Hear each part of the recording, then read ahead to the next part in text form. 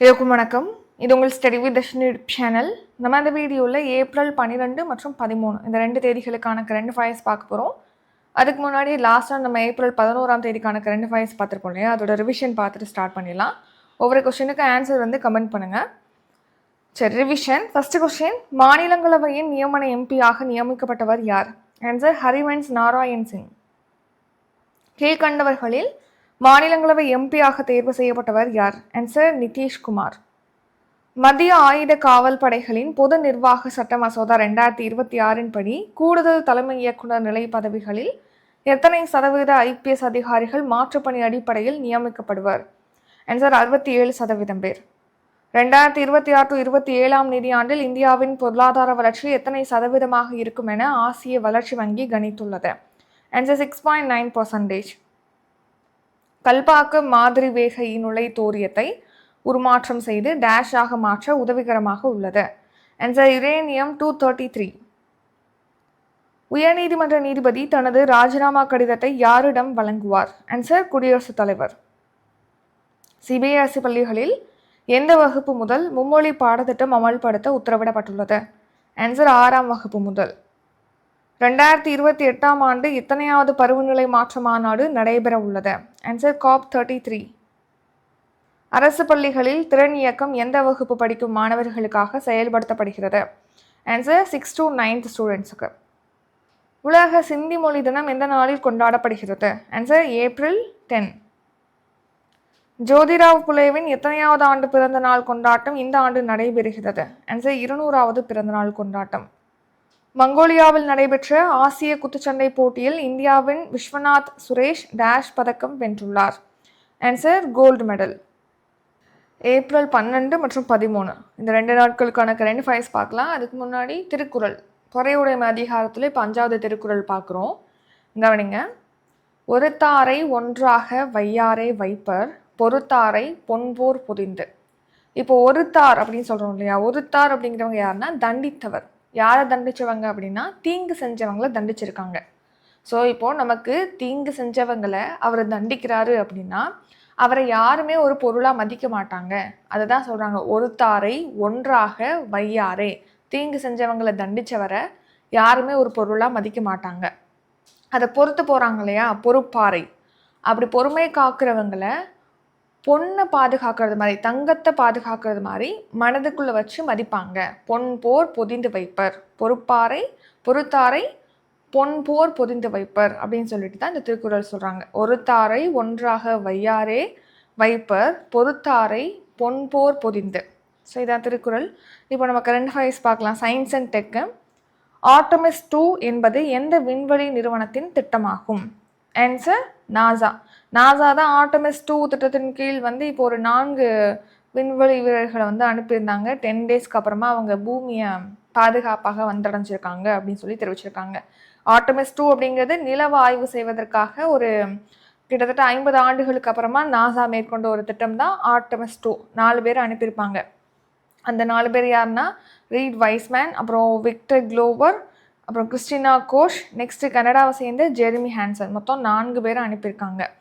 எதுக்காக அப்படின்னா நிலவோடைய மறுபக்கத்தில் ஆய்வு செய்யறதுக்காக இவங்களை அனுப்பியிருக்காங்க. 10 டேஸ்க்கு ஆய்வு முடிஞ்சதுக்கு அப்புறமா இப்போது நம்ம பூமிக்கு திரும்பியிருக்காங்க. அமெரிக்காவில் கலிஃபோர்னியா மாகாணத்தில் அங்கே பசிபிக் பெருங்கடலில் இந்த 4 விண்வெளி வீரர்களும் பாதுகாப்பாக தரையிறக்கப்பட்டிருக்காங்க. இது மட்டும் இல்லாமல் இந்த ஆர்டமிஸ் 2 அப்படிங்கிறது என்னென்னா 2028 நிலவில் வந்து லேண்ட் பண்ணுறதுக்கு திட்டமிட்டிருக்காங்க. மனிதர்களை தரையிறக்கிறதுக்கு திட்டமிட்டிருக்காங்க நாசா. ஸோ அதுக்கு ஒரு முன்னோட்டமாக தான் ஆர்டமிஸ் 2. இந்த ஆர்டமிஸ் 2ல் வந்து லேண்ட் பண்ணலை, ஆர்பிட்டில் தான் சுற்றி வந்திருக்காங்க, ஆர்பிட்டரில். ஸோ இது வந்து மனிதர்களால் மேற்கொள்ளப்பட்ட மிக நீண்ட தூர விண்வெளி பயணம் அப்படிங்கிற சாதனையும் படைச்சிருக்கு. இன்னொன்று நிலவுடைய மறுபக்கத்தில், இப்போ நம்ம நிலவு இருக்குன்னா பூமிக்கு பக்கத்தில் உள்ள இந்த பக்கத்துல தானே நம்ம பார்த்துக்கிட்டு இருப்போம். இதோட மறுபக்கம் இருக்கு இல்லையா, இந்த மறுபக்கத்துக்கு பக்கத்தில் போய் ஆய்வு செஞ்ச முதல் மனிதர்கள் அப்படிங்கிற சாதனையும் இவங்க படைச்சிருக்காங்க. ஸோ எவ்வளோ தூரத்துக்கு இந்த பயணம் அப்படிங்கிறது மேற்கொள்ளப்பட்டிருக்கு அப்படின்னா 4,6771 கிலோமீட்டர் தொலைவுக்கு மனிதர்கள் வந்து இதுவரைக்கும் விண்வெளியில் சென்றிராத தொலைவை எட்டி சாதனை படைச்சிருக்காங்க இந்த ஆர்டமிஸ் 2 திட்டத்தில். இதுக்கடுத்து ஆர்டமிஸ் 3 அப்படிங்கிறது மனிதர்களை நிலவில் தரையிறக்குவதற்கான திட்டம்ங்கிறது செயல்படுத்தப்படும்.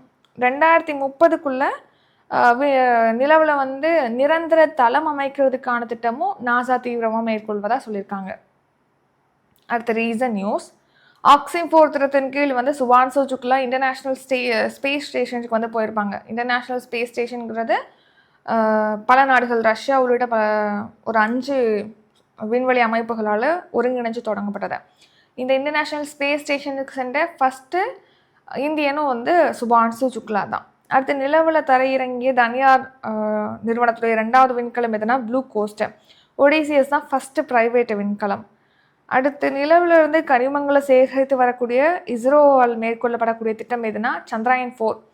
அடுத்து நிலவில் அணுமின் நிலையம் அமைக்கிறதுக்காக சீனாவும் ரஷ்யாவும் ஒப்பந்தம் பண்ணியிருக்காங்க. சந்திராயன் 3 விண்கலமானது 2023 ஆகஸ்ட் 23 லான்ச் பண்ணியிருப்பாங்க. அதாவது 23 லேண்ட் பண்ணியிருக்கோம். ஆகஸ்ட் 23 எங்கே? நிலவுடைய தென் துருவத்தில். ஸோ அதன்படி நிலவோட தென் துருவத்தில் தரையிறங்கின முதல் நாடு அப்படிங்கிற சாதனை இந்தியா படைச்சிருக்கு. சந்திராயன் 5 நெக்ஸ்ட் மேற்கொள்ள போகிறோம். ஃபியூச்சர் 2028 இது மேற்கொள்ளப்படும் சொல்லியிருக்காங்க. ஜப்பானோட சேர்ந்து ஜாக்ஸா, ஜப்பானுடைய விண்வெளி ஆய்வு நிறுவனமான ஜாக்ஸாவோட இணைஞ்சு இந்த திட்டமானது மேற்கொள்ளப்பட இருக்கு. 250 kgக்கு வந்து ரோவர் அனுப்புவாங்க. அடுத்த ஸ்டேட் அண்ட் ஸ்கீம். ஆந்திர தலைநகர் அமராவதி மேம்பாட்டுக்காக உலக வங்கி எவ்வளவு நிதி விடுவித்தது? ஆன்சர் 3165 கோடி. இப்போ ஆந்திராவுடைய தலைநகர் ஒரே தலைநகரமாக அமராவதி இருக்கும், அதுக்கான மசோதாவானது ஒப்புதல் அளிக்கப்பட்டிருக்கு அப்படின்னா நம்ம பார்த்துருப்போம். இந்த அமராவதியை கட்டமைக்கணும் இல்லையா? எந்த ஒரு இப்போ புயல் வெள்ளம் எது வந்தாலும் அதுக்கேற்ற மாதிரி தகவமைப்போட ஒரு கேபிட்டல் சிட்டியை வந்து கட்டணும். எல்லா உள்கட்டமைப்பு வசதியோடு இருக்கணும். கேபிட்டல்னா எல்லாமே இருக்கணும் இல்லையா? அதுக்கேற்ற மாதிரி அந்த நகரத்தை கட்டமைக்கிறதுக்காக உலக வங்கி, ஆசிய வளர்ச்சி வங்கிலாம் வந்து ஃபண்டு கொடுக்குறாங்க. அதில் வந்து உலக வங்கி இப்போ 3165 கோடி கொடுத்துருக்காங்க. ஸோ இது ஒரு கடனாக கொடுத்துருக்காங்க.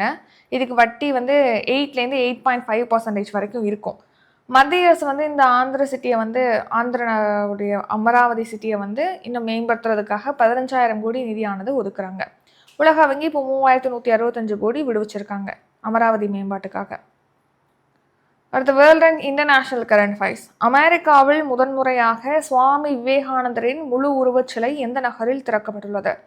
ஆன்சர் சியாட்டில் தான் அமெரிக்காலே ஃபஸ்ட் டைம் சுவாமி விவேகானந்தருடைய முழு உருவச் சிலை அப்படிங்கிறது அமைச்சிருக்காங்க. அதை ஓப்பன் பண்ணியிருக்காங்க சியாட்டில். ஸோ இதான் வந்து சுவாமி விவேகானந்தருடைய சிலை, சியாட்டில் உள்ள சிலை. ஸோ நம்ம விவேகானந்தர் அப்படின்னு பார்க்கும்போது அமெரிக்காவில் சிகாகோவில் நடந்த ஒரு முக்கியமான விஷயம் நமக்கு ஞாபகம் வரும். 1893 அங்கே வந்து உலக மதங்களுடைய மாநாடுங்கிறது நடைபெற்றிருக்கும். அதில் வந்து விவேகானந்தர் உரையாற்றினது, அந்த சொற்பொழிவு அப்படிங்கிறது உலக அளவில் ஒரு ஃபேமஸாக கவனத்தை ஈர்த்த ஒரு செயலாக இருந்திருக்கும். ஸோ இப்போ அதே அமெரிக்காவில் ஃபஸ்ட் டைம் சியாட்டில் வந்து அவருடைய முழு உருவச்சிலை அப்படிங்கிறத ஓப்பன் பண்ணியிருக்காங்க.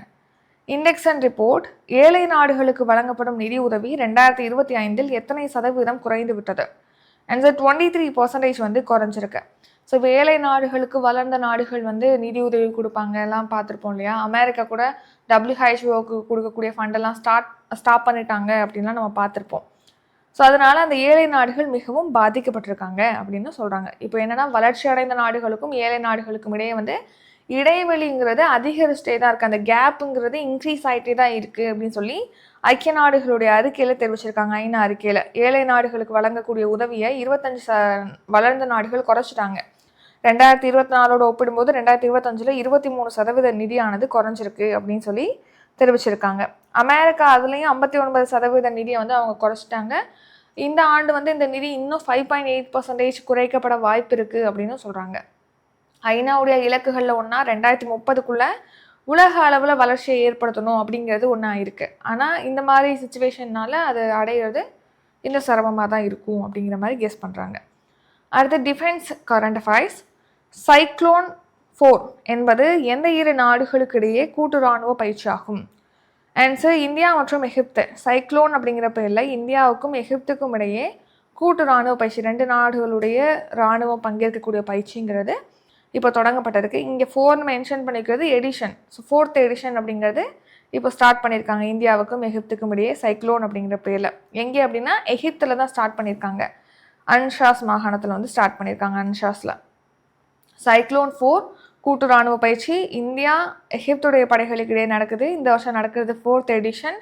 எங்கே நடக்குதுன்னா எகிப்தில் அன்ஷாஸில் ரேஞ்சர்ஸ் படை தலைமையகத்தில் நடக்குது. ஏப்ரல் 9லேருந்து 17ஆம் தேதி வரைக்கும். எதுக்காக இந்த மாதிரி எக்ஸசைஸ்லாம் நடக்குதுன்னா, இப்போ ஒன்றா சேர்ந்து ஒரு மிஷனில் ஈடுபடுத்தப்படுறாங்க அப்படின்னா அதுக்கு பிளான் பண்ணுறது, கூட்டு திட்டமிடலை வந்து மேம்படுத்தணும் இல்லையா? அதுக்காகவும் ஒன்றா செயல்படுறதுனால 2 நாடுகளுடைய இராணுவத்துக்கும் இடையே திறன் அப்படிங்கிறது மேம்படுது. ஒரு நடவடிக்கைகளை 2 பேருமே ஈடுபடுத்தும் போது சிறப்பாக அவங்க அதாவது சிறப்பாக செயல்படுறதுக்கு அது யூஸ்ஃபுல்லாக இருக்குது. ஸோ இதெல்லாமே வந்து அதோட பயன்கள், எதுக்காக இது நடக்குது அப்படிங்கிறதுக்கான காரணங்கள். 2023லேருந்து இந்த பயிற்சி நடக்குது. ரீசன் நியூஸ், எகுவரேன் அப்படிங்கிற பேரில் இந்தியாவுக்கும் மாலத்தீவுக்கும் இடையே கூட்டு ராணுவ பயிற்சி நடந்திருக்கு. சைக்ளோன்கிறது இப்போ தான் பார்த்தோம், இந்தியாவுக்கும் எகிப்துக்கும் இடையே. வருணாங்கிற பேரில் இந்தியாவுக்கும் பிரான்ஸுக்கும் இடையே கடற்படை பயிற்சியானது நடக்குது. தஸ்லிக்குங்கிறது இந்தியாவுக்கும் உஸ்பெகிஸ்தானுக்கும் இடையிலானது. நொமேடிக் எலிஃபென்ட் அப்படிங்கிற பேரில் இந்தியாவுக்கும் மங்கோலியாவுக்கும் இடையே கூட்டு ராணுவ பயிற்சி நடக்குது. பிரைட் ஸ்டார் கூட்டு பயிற்சி அப்படிங்கிறது இந்தியாவுக்கும் எகிப்துக்கும் இடையே நடந்திருக்கு. Appointments current affairs. தமிழக உள்துறை செயலராக நியமிக்கப்பட்டவர் யார்? ஆன்சர் மணிவாசன். இப்போ தமிழ்நாடு உள்துறை செயலராக மணிவாசன் அப்பாயிண்ட் பண்ணியிருக்காங்க. தேர்தல் ஆணையம் தான் இவர் அப்பாயிண்ட் பண்ணணும்னு சொல்லிட்டு உத்தரவிட்டிருப்பாங்க. 1993ஆம் ஆண்டு பிரிவை சேர்ந்த ஐஏஎஸ் ஆஃபீஸர் தான் இந்த மணிவாசன். இதுக்கு முன்னாடி இந்த பொறுப்பில் தீரஜ்குமார் வந்து இருந்திருக்காங்க. அடுத்து இப்போ ரீசெண்டாக தமிழக காவல்துறையுடைய ஆயுதப்படை தலைமை இயக்குநராக சந்தீப் மிட்டலை வந்து அப்பாயிண்ட் பண்ணியிருக்காங்க. அடுத்த அப்பாயின்மெண்ட் தான் கிழக்கு ஆப்பிரிக்க நாடான ஜிபூட்டியில் நடைபெற்ற அதிபர் தேர்தலில் வெற்றி பெற்றவர் யார்? Answer Ismail Omar Guelleh. ஜிபூட்டியில் இப்போ எலெக்ஷன் நடந்திருக்கு, அதிபர் பிரசிடென்ட்டுக்கான எலெக்ஷன். அதில் வந்து இஸ்மாயில் உமர் குயல்லே தான் வந்து வின் பண்ணியிருக்காரு. கிழக்கு ஆப்பிரிக்க நாடு தான் இந்த ஜிபூட்டி. அதில் இஸ்மாயில் உமர் குயல்லே வந்து அதிபராக 6வது முறையாக மீண்டும் தேர்வு செய்யப்பட்டிருக்காரு. 97.8% வாக்குகளை பெற்றிருக்காரு. இது ஒரு கிழக்கு ஆப்பிரிக்க நாடு, மிகச்சிறிய நாடு தான் இந்த ஜிபூட்டி அப்படிங்கிறது. ஜிபூட்டி எங்கே இருக்குது அப்படின்னா செங்கடல் அப்புறம் ஏடன் வளைகுடா சந்திக்கக்கூடிய முக்கிய பகுதியில் தான் ஜிபூட்டி இருக்கு. National current affairs. இந்தியாவின் மிகப்பெரிய வாகன ஏற்றுமதி மையமாக சாதனை படைத்த துறைமுகம் எது? ஆன்சர் முந்த்ரா துறைமுகம். இந்த முந்த்ரா துறைமுகத்தில் பார்த்தீங்கன்னா அதிக எண்ணிக்கையில் வாகனங்கள் ஏற்றுமதி செய்யப்பட்டிருக்கு. ஸோ அதன்படி இந்தியாவுடைய மிகப்பெரிய வாகன ஏற்றுமதி மையமாக சாதனை படைச்சிருக்கு இந்த போர்ட்டு. ஸோ கவனிங்க, முந்த்ரா போர்ட்டு ஒரே கப்பலில் இப்போது 6008 கார்கள் ஏற்றுமதி செஞ்சு தேசிய சாதனை படைச்சிருக்காங்க. அதிகமாக வாகனங்கள் ஏற்றுமதி செய்த மையமாக முந்த்ரா துறைமுகம் உருவெடுத்திருக்கு. ஸோ இதை வந்து அதானி போர்ட்ஸ் மற்றும் சிறப்பு பொருளாதார மண்டலத்தால் தான் இந்த துறைமுகம் இயக்கப்படுது. Reason news. நாட்டிலே ஃபஸ்ட் டைம் உள்நாட்டிலே பார்த்தீங்கன்னா குவாண்டம் கணினிகள் சோதனை வசதிங்கிறது அமராவதியில் தொடங்கியிருக்காங்க. மிகப்பெரிய எரிவாயு சேமிப்பு மையம் மங்களூரில் இருக்குது. இந்தியாவில் ஜவுளி ஏற்றுமதியாளராக முன்னணி மாநிலமாக நம்ம தமிழ்நாடு இருக்குது. 2024-25 $7.99 பில்லியன் ஏற்றுமதி செய்யப்பட்டிருக்கு. நிதி ஆயக்கூடிய ஏற்றுமதி தயார்நிலை குறியீட்டில் 2nd பிளேஸில் தமிழ்நாடு இருக்குது. National current affairs. உலகின் முதல் ஒருங்கிணைந்த வனவிலங்கு மற்றும் கால்நடை அறிவியல் பல்கலைக்கழகம் எது? ஆன்சர் வந்தாரா பல்கலைக்கழகம். ஸோ இப்போ நம்ம வந்தாரா வனவிலங்குகள் மீட்பு மையம் சொல்லி பார்த்துருப்போம். குஜராத்தில் தொடங்கியிருக்காங்க. ஆனந்த் அம்பானி அவர்களுடைய முன்னெடுப்பில் தான் தொடங்கப்பட்டதுன்னு நம்ம பார்த்துருப்போம். இப்போது ஒரு யூனிவர்சிட்டியும் ஸ்டார்ட் பண்ணுறாங்க. அது என்னென்னா உலகிலே ஃபஸ்ட் டைம் இப்போது வனவிலங்குகளுக்காகவும் கால்நடைகளுக்காகவும் தொடங்கப்படக்கூடிய ஒரு பல்கலைக்கழகம், ஒருங்கிணைந்த பல்கலைக்கழகம். ஸோ வந்தாரா வைல்ட் லைஃப் யூனிவர்சிட்டி எங்கே அமைக்க போகிறாங்கன்னா குஜராத்தில் ஜாம் நகரில் அமைக்கிறாங்க. ஆனந்த் அம்பானி தலைமையில் தான் அமைக்கிறாங்க. ஸோ வந்தாரா நிறுவனம் தான் இதோடைய அறிவிப்பை வந்து அறிவிச்சிருக்காங்க. வந்தாரா பல்கலைக்கழகம் அப்படிங்கிறது அமைக்கப்படும். ஸோ இங்கே வந்து வனவிலங்குகளுக்கு மருத்துவம் பார்க்குறது, அதுக்கு பாதுகாக்கிறதுக்கான எதிர்கால நிபுணர்களுக்கு பயிற்சி அளிக்கிறது, அடுத்து அறிவியல் ஆராய்ச்சியை வந்து மேம்படுத்துறது, அது சம்மந்தமான அறிவியல் ஆராய்ச்சி, அடுத்து இரக்கமுள்ள விலங்கு பராமரிப்பை ஊக்குவிக்கணும். ஸோ எல்லாருக்குமே வந்து இரக்கத்தோட விலங்குகளை பராமரிக்கிறத ஊக்குவிக்கிறது, இந்த மாதிரி ஒரு விஷயங்கள்லாம் இங்கே லேர்ன் பண்ணுற வகையில், கற்றுக் கொடுக்குற வகையில் இந்த பல்கலைக்கழகம் இருக்கும். இது வனவிலங்குகளுக்கு மட்டும் கிடையாது, கால்நடைகளுக்கும் சேர்த்து தான் ஒருங்கிணைந்த ஒரு யூனிவர்சிட்டியாக ஸ்டார்ட் பண்ணுறாங்க. உலகிலே ஃபஸ்ட் டைம் குஜராத்தில். Reason news. இந்தியாவுடைய முதல் பசு அருங்காட்சியகம் மதுராவில் அமைக்கிறாங்க. நாட்டிலே ஃபஸ்ட் டைம் நீருக்கடியிலான சாலை மற்றும் ரயில் போக்குவரத்துக்கான இரட்டை சுரங்கப்பாதை அசாமில் அமைச்சிருக்காங்க. இந்தியாவிலே மாநில நுண்ணுயிரி அறிவித்த மாநிலம் எது அப்படின்னா கேரளா. ஸோ பேசில் சப்டிலிஸ் தான் அந்த மாநில நுண்ணுயிரி. இந்தியாவுடைய முதல் பட்டாம்பூச்சி சரணாலயம் அரளம் பட்டாம்பூச்சி சரணாலயம் கேரளாவில் இருக்குது. நாட்டிலே ஃபஸ்ட் டைம் கடலுக்கு நடுவில் மீன் பண்ணை அப்படிங்கிறது அந்தமான் நிக்கோபரில் இருக்குது. முதல் செயற்கைக்கோள் ஆலைங்கிறது குஜராத்தில் சன்னத் நகரில் இருக்குது, தனியார் செயற்கைக்கோள் ஆலை. இம்பார்ட்டன்ட் டே, ஜாலியன் வாலாபாக் படுகொலை எப்போது நடைபெற்றது? Answer April 13. 1919 ஏப்ரல் 13 தான் இந்த ஜாலியன் வாலாபாக் படுகொலை அப்படிங்கிறது அமிர்தசரஸில் ஜாலியன் வாலாபாக் மைதானத்தில் நடந்திருக்கும். அதாவது பார்த்தீங்கன்னா பஞ்சாபில் அமிர்தசரஸில் அப்போ வந்து சீக்கியர்களுடைய புத்தாண்டு அந்த டே, பைசாகி திருநாள் அப்படின்னு சொல்லுவோம். சீக்கியர்களுடைய புத்தாண்டு தினம் தான் அந்த பைசாகி திருநாள். அன்னைக்கு வந்து இந்த ஜாலியன் வாலாபாக் மைதானத்தில் கூடியிருப்பாங்க மக்கள். எதுக்காக அப்படின்னா டாக்டர் சத்யபால் அப்புறம் டாக்டர் சைபுதீன் கிச்லு இந்த தலைவர்களை கைது செஞ்சுருப்பாங்க. ஸோ அதுக்கு எதிராகவும் ரவுலட் சட்டத்துக்கு எதிராகவும் அமைதியாக இந்த போராட்டத்தில் ஒன்று கூடி போராட்டம் மேற்கொண்டிருப்பாங்க. அந்த போராட்டத்தில் பார்த்தீங்கன்னா துப்பாக்கி சூடு அப்படிங்கிறது நடத்தியிருப்பாங்க ஜென்ரல் டயர். ஸோ அவர் உத்தரவிட்டிருப்பாரு. அந்த துப்பாக்கி சூட்டில் பார்த்தீங்கன்னா அதில் போகிறதுக்கு வழியே இருக்காது. அந்த ஜாலியன் வாலாபாக் அந்த மைதானத்தில் ஒரு சின்ன வழி தான் இருக்கும்.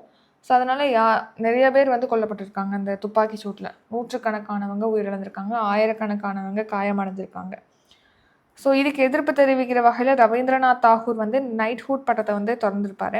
அடுத்து காந்தி அடிகள் அவர்கள் வந்து கெய்சர் ஹிந்த் அப்படிங்கிற பழக்கத்தையும் திருப்பி கொடுத்திருப்பாரு.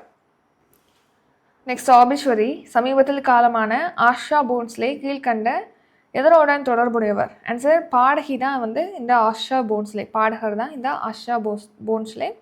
இப்போ சமீபத்தில் வந்து உடல்நலக்குறைவின் காரணமாக காலமாயிருக்காங்க. ஸோ இவங்க பார்த்தீங்கன்னா பத்ம விபூஷன் விருது வின் பண்ணியிருக்காங்க. தாதா சாஹேப் பால்கே விருது இவங்களுக்கு வழங்கப்பட்டிருக்கு. ஹிந்தி, தமிழ் அப்படின்னு சொல்லிட்டு 20க்கும் மேற்பட்ட மொழிகளில் 12,000க்கும் அதிகமான பாடல்களை இவங்க பாடியிருக்காங்க ஆஷா போஸ்லே. அடுத்து ஸ்போர்ட்ஸ் கரண்ட் அஃபேர்ஸ். ஆசிய பேட்மிண்டன் சாம்பியன்ஷிப் போட்டியின் ஆடவர் ஒற்றையர் பிரிவில் ஆயுஷ் ஷெட்டி டேஷ் பதக்கம் வென்றுள்ளார். சில்வர் மெடல் வந்து வின் பண்ணியிருக்காங்க. ஆசிய பேட்மிண்டன் சாம்பியன்ஷிப் போட்டியில் இந்திய வீரர் ஆயுஷ் ஷெட்டி வந்து மென்ஸ் சிங்கிள்ஸ் கேட்டகரியில் சில்வர் மெடல் வந்து வின் பண்ணியிருக்காங்க. இது எங்கே நடந்துச்சுன்னா சீனாவில் நிங்போவில் வந்து நடந்திருக்கு. அடுத்த ஸ்போர்ட்ஸ் தான். மாண்டி கார்லோ மாஸ்டர்ஸ் டென்னிஸ் போட்டியில் சாம்பியன் பட்டம் வென்றவர் யார்? Answer Jannik Sinner. இத்தாலி நாட்டை சேர்ந்த ஜானிக் சின்னர் தான் இப்போது மாண்டி கார்லோ மாஸ்டர்ஸ் டென்னிஸ் போட்டியில் சாம்பியனாக இருக்காங்க. ஃபைனல்ஸில் கார்லோஸ் அல்கராஸை வீழ்த்தி இந்த சாம்பியன் படத்தை வின் பண்ணியிருக்காரு. ஏற்கனவே இந்த வருஷம் நடந்த இந்தியன் வேல்ஸ் ஓப்பனில் வின் பண்ணியிருப்பார், மியாமி ஓப்பனில் வின் பண்ணியிருப்பார். ஸோ அதன்படி ஹாட்ரிக் மாஸ்டர்ஸ் பட்டம், தொடர்ந்து 3 மாஸ்டர்ஸ் பட்டத்தை வின் பண்ணதுனால ஹாட்ரிக் மாஸ்டர்ஸ் பட்டம் வின் பண்ணியிருக்காரு அப்படின்னு சொல்கிறோம். அடுத்த லின்ஸ் ஓப்பன் மகளிர் டென்னிஸ் போட்டி ஆஸ்திரேலியாவில் நடந்திருக்கு. அதில் ரஷ்யாவை சேர்ந்த இளம் வீராங்கனையான மிரா ஆண்ட்ரிவா வந்து சாம்பியனாக இருக்காங்க. நெக்ஸ்ட் ஸ்போர்ட்ஸ் தான். மெக்சிகோவில் நடைபெறும் உலகக்கோப்பை வில்வித்தை போட்டியின் காம்பவுண்ட் மகளிர் அணிகள் பிரிவில் இந்தியா டேஷ் பதக்கம் வென்றுள்ளது. ஆன்சர் கோல்டு மெடல் வந்து வின் பண்ணியிருக்கு. மெக்சிகோவில் உலகக்கோப்பை வில்வித்தை போட்டி நடக்குது. அதில் காம்பவுண்ட் மகளிர் அணிகள் பிரிவில் நம்ம இந்திய அணியானது தங்கப்பதக்கம் வின் பண்ணியிருக்காங்க. இந்த அணியில் இடம்பெற்ற இந்திய வீராங்கனைகள் யார் அப்படின்னா ஜோதி சுரேகா வென்னம், அப்புறம் மதுரா தர்மங்கான்கர், அடுத்து பிரகதி, இந்த 3 பேர். அடுத்து ஷார்ட் நியூஸ். எரிசக்தி நுகர்வில் பார்த்தீங்கன்னா நம்ம 3வது பெரிய நாடாக இந்தியா இருக்குது. நம்ம கச்சா எண்ணெய்க்காக 88% வெளிநாடுகள்லேருந்து இறக்குமதி செய்கிறோம். இயற்கை எரிவாயு வந்து 50%, நேச்சுரல் கேஸ் இருக்கு இல்லையா, அது வந்து 50% வந்து வெளிநாடுகள்லேருந்து தான் இறக்குமதி செய்கிறோம். எல்பிஜியுமே வெளிநாடுகள்லேருந்து 60% இறக்குமதியை சார்ந்து தான் நம்ம இருக்கிறோம். கச்சா எண்ணெய் இறக்குமதியில் 50%க்கு அதிகமாக, எல்பிஜி இறக்குமதியில் 85லேருந்து 90% வளைகுடா நாடுகள்லேருந்து தான் இறக்குமதி செய்கிறோம். அடுத்த அருணாச்சல பிரதேச மாநிலத்தில் சீனா புதிய பெயர்கள், ஒரு சில இடங்களுக்கு புதிய பெயர்களை வந்து சூட்டியிருக்காங்க. அதை இந்தியா நிராகரிச்சிருக்கு. நிதி நெருக்கடியில் இப்போ பாகிஸ்தான் வந்து அதை தவிக்கிறாங்க. ஸோ அந்த பாகிஸ்தானுக்கு சவுதி அரேபியா, கத்தார் நாடுகள் 46,550 கோடி நிதி உதவியானது வழங்கியிருக்காங்க. அடுத்து இப்போது பேச்சுவார்த்தை, அமைதி பேச்சுவார்த்தை பாகிஸ்தானில் நடந்துச்சுன்னு சொல்லி நம்ம பார்த்தோம் இல்லையா, ஸ்டார்ட் ஆகிருக்குன்னு. அது அந்த அமைதி பேச்சுவார்த்தை அப்படிங்கிறது எந்த ஒரு உடன்பாடும் எட்டப்படாமே இருக்குது அப்படின்னு சொல்லிட்டாங்க. ஸோ ஈரான் தரப்பில் ஒரு 10 அம்ச திட்டமானது முன் வச்சிருப்பாங்க. இதை ஒத்துக்கிட்டால் இந்த போர் வந்து ஸ்டாப் பண்ணிடலாம் அப்படிங்கிற மாதிரி. அணு ஆயுத தயாரிப்பில் ஈடுபடக்கூடாது, ஹோர்முஸ் நீரிணையை முழுமையாக கட்டுப்படுத்துறது கூடாது அப்படின்னு சொல்லிட்டு அமெரிக்காவும் ஒரு சில நிபந்தனைகளை விதிச்சிருப்பாங்க. ஸோ 2 நாடுகளுக்குமே அதில் உடன்பாடு எட்டப்படலை. அடுத்து ஈரான் அமெரிக்கா இடையே தொடர்ந்து அமைதி பேச்சுவார்த்தை ஏற்பாடு செய்யப்படும் சொல்லிட்டு பாகிஸ்தான் துணை பிரதமர் வெளியுறவு அமைச்சரான இஷாக் தார் வந்து தெரிவிச்சிருக்காங்க. அடுத்து இந்தியாவுடைய அந்நிய செலாவணி இருப்பு அப்படிங்கிறது இப்போது 69,712 கோடியாக அதிகரிச்சிருக்கு.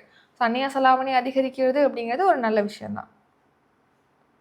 Next today current affairs revision பார்க்கலாம். அதுக்கு முன்னாடி இப்போது தமிழ் டெஸ்ட் பேட்ச் வந்து ஸ்டார்ட் ஆகுது. இன்றைக்கி வந்து குரூப் 1 டெஸ்ட் பேட்ச் ஸ்டார்ட் ஆகுது. அதை பற்றி டீட்டெயிலாக டிஸ்கிரிப்ஷனில் இருக்குது, செக் பண்ணிக்கோங்க. காண்டாக்ட் நம்பர் டிஸ்கிரிப்ஷனில் இருக்குது. டவுட் இருக்கவங்க கால் பண்ணி கேட்டுக்கலாம் அல்லது வாட்ஸ்அப்பில் மெசேஜ் பண்ணலாம். இப்போ நம்ம கரண்ட் அஃபேர்ஸ் பார்க்கலாம். ஆர்டமிஸ் 2 என்பது எந்த விண்வெளி நிறுவனத்தின் திட்டமாகும்? Answer NASA. ஆந்திர தலைநகர் அமராவதி மேம்பாட்டுக்காக உலக வங்கி எவ்வளவு நிதி விடுவித்தது? ஆன்சர் 3165 கோடி. அமெரிக்காவில் முதன்முறையாக சுவாமி விவேகானந்தரின் முழு உருவச் சிலை எந்த நகரில் திறக்கப்பட்டது? Answer Seattle. ஏழை நாடுகளுக்கு வழங்கப்படும் நிதியுதவி 2025 எத்தனை சதவீதம் குறைந்து விட்டது? ஆன்சர் 23%. சைக்ளோன் 4 என்பது எந்த இரு நாடுகளுக்கு இடையேயான கூட்டு இராணுவ பயிற்சி? ஆன்சர் இந்தியா மற்றும் எகிப்து. தமிழக உள்துறை செயலராக நியமிக்கப்பட்டவர் யார்? ஆன்சர் மணிவாசன். கிழக்கு ஆப்பிரிக்க நாடான ஜிபூட்டியில் நடைபெற்ற அதிபர் தேர்தலில் வெற்றி பெற்றவர் யார்? Answer Ismail Omar Guelleh. இந்தியாவின் மிகப்பெரிய வாகன ஏற்றுமதி மையமாக சாதனை படைத்த துறைமுகம் எது? ஆன்சர் முந்த்ரா துறைமுகம். உலகின் முதல் ஒருங்கிணைந்த வனவிலங்கு மற்றும் கால்நடை அறிவியல் பல்கலைக்கழகம் எது? ஆன்சர் வந்தாரா பல்கலைக்கழகம். ஜாலியன் வாலாபாக் படுகொலை எப்போது நடைபெற்றது? Answer April 13. சமீபத்தில் காலமான ஆஷா போஸ்லே கீழ்கண்ட எதனுடன் தொடர்புடையவர்? ஆன்சர் பாடகர். ஆசிய பேட்மிண்டன் சாம்பியன்ஷிப் போட்டியின் ஆடவர் ஒற்றையர் பிரிவில் ஆயுஷ் ஷெட்டி டேஷ் பதக்கம் வென்றுள்ளார். ஆன்சர் தங்க பதக்கம். மாண்டி கார்லோ மாஸ்டர்ஸ் டென்னிஸ் போட்டியில் சாம்பியன் பட்டம் வென்றவர் யார்? Answer Jannik Sinner. மெக்சிகோவில் நடைபெறும் உலகக்கோப்பை வில்வித்தை போட்டியின் காம்பவுண்ட் மகளிர் அணிகள் பிரிவில் இந்தியா டேஷ் பதக்கம் வென்றுள்ளது. ஆன்சர் தங்க பதக்கம். இத்துடன் இன்றைக்கான கரண்ட் அஃபேர்ஸ் வீடியோ நிறைவடைகிறது. இந்த வீடியோ உங்களுக்கு பிடிச்சிருந்தா லைக் பண்ணுங்கள், ஷேர் பண்ணுங்கள். நம்ம சேனலை நீங்கள் இன்னும் சப்ஸ்கிரைப் பண்ணலன்னா மறக்காமல் சப்ஸ்கிரைப் பண்ணிக்கோங்க. நன்றி, வணக்கம்.